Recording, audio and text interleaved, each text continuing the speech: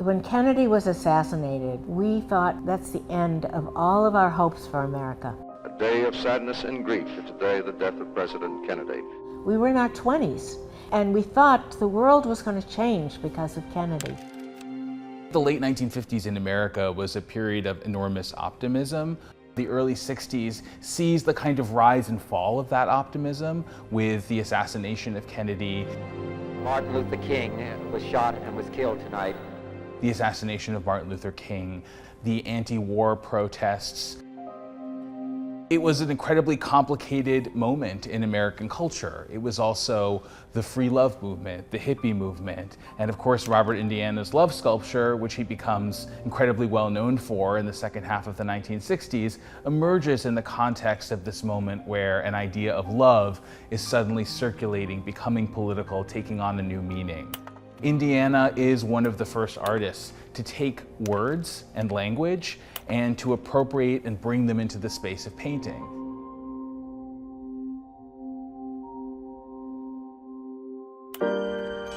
In the late 50s, in this broken down pier on the east side of New York, where the South Street Seaport is today, it was a kind of condemned building called Coenty Slip.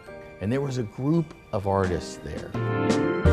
It was a place away from the power center of the abstract expressionist 10th Street and the Cedar Bar.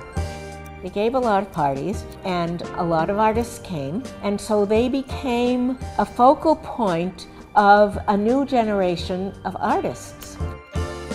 And Robert Indiana, that started him off.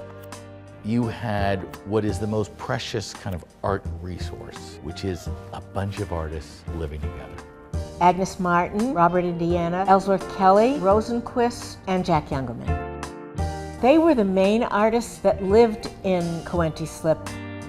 Robert Indiana is from Indiana. He had took on that name, and he, like a lot of the pop artists, were people not from New York. They were from America. This is when beatnik culture started to make people think differently about creating. Indiana turns words into the subject of art. Language is always political, and I think artists today are acutely aware of that. That's part of their material and what they work with. That wasn't always true. Robert Indiana created that. One of the paintings in the show is a painting called The Calumet,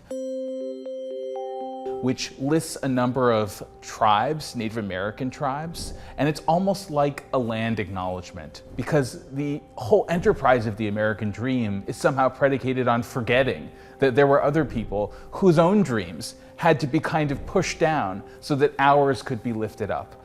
And Indiana was always interested in that, in the duality of the American dream, where as much as it lifts up and celebrates, it also oppresses at the same time.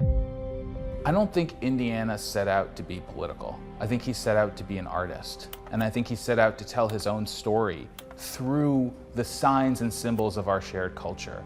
So numbers and words, these things belong to all of us. He arrived at politics through trying to find a language for his own art. And it was where politics and life met each other that he ended up having to say something about the culture he was in. So I'm hoping that people take time to think about and look at the whole scope of what he was trying to do in the 60s, and which he continued to pursue for the rest of his career, because it was really during the 60s that he set out the questions that would occupy him for the subsequent decades.